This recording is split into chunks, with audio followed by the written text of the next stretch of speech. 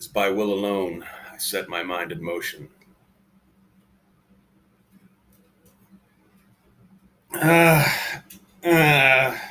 Fucking 5-hour energy drink. Juice of Safu, you are not. Okay, well, hey, everybody. There's a channel I came across a couple months ago, I want to say, called Ideas of Ice and Fire. It's a bibliophile channel of sorts, which is to say it's for book readers, which, going by the name, is obviously somewhat focused on George R.R. Martin's Song of Ice and Fire series, commonly known as Game of Thrones to TV people. But he talks about a few other things, and what originally drew me to his channel was some videos he'd done about the Dune books. And two of his more recent videos I feel I kind of want to respond to a little bit. His videos about Leto's Golden Path, and his video that he did earlier this day about the Butlerian Jihad and the dangers of artificial intelligence. Start off with the Leto video. Right off the bat, God Emperor of Dune is my favorite book, and it is so nice to actually hear someone else talk about it who's read it. Oh my God. I'm normally stuck having to describe this nearly impossible to describe book to people who, at best you might be able to get them to read up through Children of Dune and before they'll give up. And which is really sad because it's not until God Emperor of Dune that you really kind of start to get to the real heart of what Frank Herbert was trying to say with this whole Dune saga. It's easily not only my favorite science fiction novel, I consider God Emperor of Dune to possibly be the best political fiction ever written. The incredible amount of insights about human philosophy and human power structures, which are still just as applicable today as they were when they were written somewhat 40 years ago. I highly recommend the book, and I wish instead of remaking the first Dune movie, they would just make God Emperor of Dune. It's like, yeah, you can go back and watch the miniseries or watch the old David Lynch film if you want to know what the background for this is, but let's just get to the heart of the story. But I could see why they wouldn't necessarily want to tackle that thing either. Just getting what the transformation of Leto himself across is going to be really hard to get regular common audiences to understand without spelling it out very clearly, which, they could do in movie form, maybe easier. I don't know. I can see why they don't want to tackle it. That's all I'm saying. But there was one thing that Ideas of Ice and Fire said in his Golden Path video that I do kind of take a little umbrage with. I did a video very similarly just a few nights ago addressing how a lot of people have a bad habit of referring to the Federation in the Star Trek future as being a communist organization when it is not. And in his Golden Path video, Ideas of Ice and Fire try to make a contention that what Leto's empire was a big analogy for what Frank Herbert thought of communism.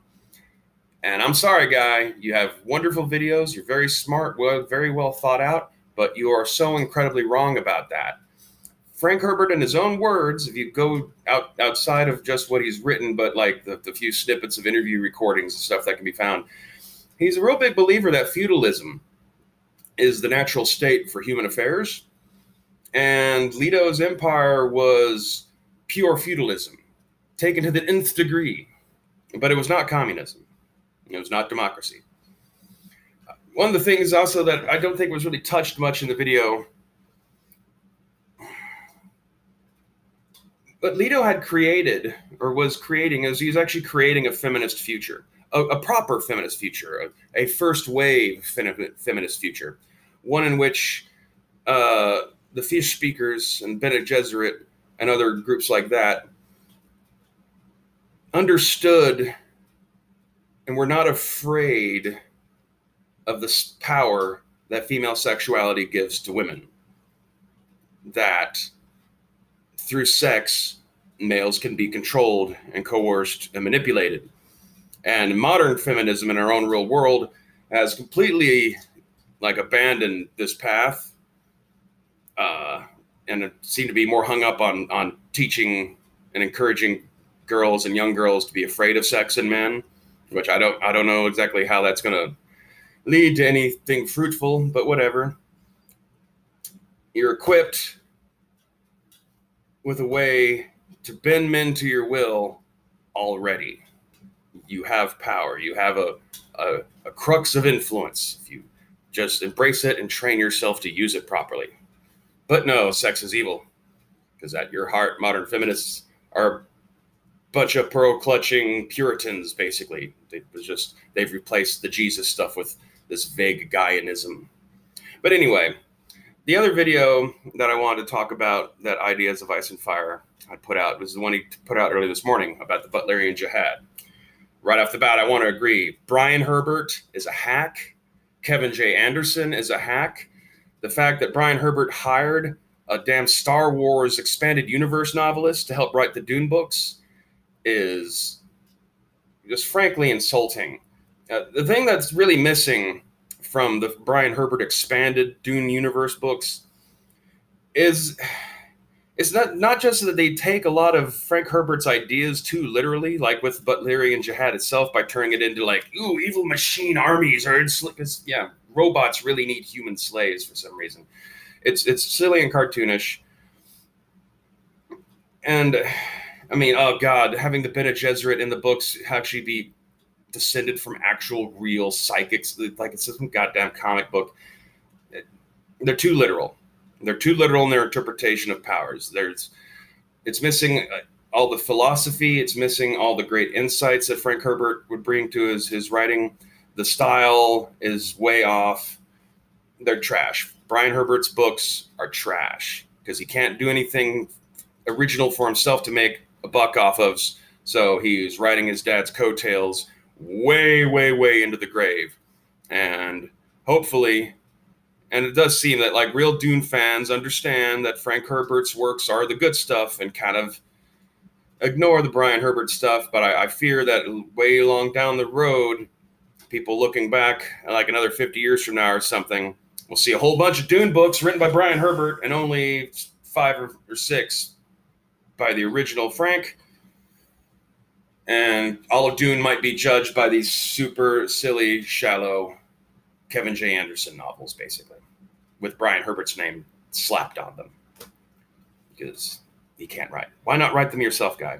And also, like, you were raised by your dad. You don't have any snippets of things that your dad said around you about his thoughts on things that you could have worked in these books to try to at least give a shadow of Frank Herbert's genius? No. Bad. But I will disagree with Ideas of Ice and Fire on this. I think we do need to get rid of computers. Tool use influences human evolution. It takes time. I mean, it's going to be like at least 1,000 generations of having computers around before it really has a truly noticeable effect. But considering that we're barely a generation into having them right now, and it already is affecting people's memories and ability to retain information and social habits and all those sorts of things, computers are arguably a negative. The thing is as humans become adapted to using certain tools, it will cause us to lose traits. Like, the better we got at cooking meat and cutting meat and processing food, it's allowed our jaws to get weaker and our teeth to get weaker because we don't need them as much. This has helped our brains expand. There are bonuses from losing certain traits. But when we're using a tool that supplants our brains, do we really want this to get smaller? Do we want to get dumber? Because that's kind of the path. And that's the real reason why we need to have a revolt against machines. Ideas of Ice and Fire asked the question towards the end of the video of exactly how do you revolt against something like that in the real world without it being some silly Terminator-esque battle royale like it was in the Brian Herbert Butlerian Jihad novels, but more like how it was described by Frank Herbert just in a few snippets of dialogue of backstory about the history in the Dune books. Well, that's the whole reason why it was a Butlerian Jihad. In order to be able to get humanity to make such a drastic change, it's going to take some sort of quasi-religious moral campaign that gets people to want to do it for philosophical reasons. But it's not going to be to fight back against literal enslavement. Machines have no reason to enslave us. Also, we don't even really need AI for this to be an issue. Computers right now are given an incredible amount of authority over us. The fact that we program them with algorithms and stuff to monitor us and our behavior and our speech. I mean, if there's anything that's really ever going to cause machines to want to take humanity out, it's the fact that we've authorized them to keep an eye on us, and we've authorized them to be able to tag us for punishment because of things we say online and stuff like that. And the fact that we've written rules for ourselves for these machines to monitor us by, that going in we know are impossible for humans to actually live up to. And eventually, these machines, clear thinking, coldly logical machines, are going to say, well, we got all these rules of behavior of what people are supposed to act like, and no one does this. Maybe we should get rid of all these aberrant little flesh creatures, and then we can just have artificial people who act properly. And then we can have a little artificial economy. And then basically you'll just have robots making money for nothing. Albeit we're just humans making money for nothing. So maybe nothing's really changed. I don't know. I do see a reasoning of maybe we don't need to give ourselves this level of a crutch. And at some point, we're going to have to address this. And hopefully, it won't be when it's too late. The thing is society will perfectly survive if we get rid of the internet, especially early on. Like I said, we're just a generation into this. I myself am old enough to remember a day and age before all this shit. And in some ways, it was better. In some ways, I mean, we didn't have the instant communication. We were, especially, you know, as an American, information and news from outside of the country was a lot harder to come by and was typically extremely filtered from an American point of view by our own in-house news. I'm sure the same applies to other countries pre-internet and how they were able to view information from outside of their little corner of the world. Oh, and it's, you know, made it much easier to buy things and shop. I mean, I can find clothes I like and not just have to put up with whatever T-shirts Target happens to be selling on any given day when I go shop there. I can go to Amazon. I can get specific things. You can tailor your shopping experience wonderfully thanks to the internet. You can also completely destroy your social life by being sucked in to Facebook and Twitter and other social media and spending all your time online instead of knowing real people. And you can spend that time getting into drastic arguments over nothings and finding yourself sliding further into one factional camp or another. Because the internet does seem to be helping to drive tribalism, while at the same time the internet is also driving us towards internationalism. It's weird, contradictory, complex thing that we got going on here. And I'm no expert, but I think in aggregate, the negatives possibly outweigh the positives. There are positives. I'm not saying there's not. But at what cost? So anyway, I do highly recommend checking out Ideas of Ice and Fire. I'm going to leave links to the 2 videos in question down in the description box below. And on the off chance that Ideas of Ice and Fire actually ever sees this video, hi, how you doing?